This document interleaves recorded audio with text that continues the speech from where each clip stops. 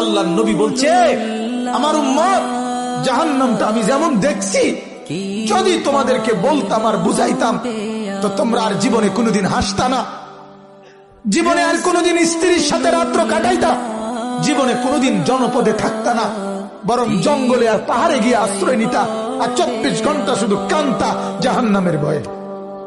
আমি যেটা দেখছি, নবীজি বলছে, লাউ তা'লামুনা মা আ'লামু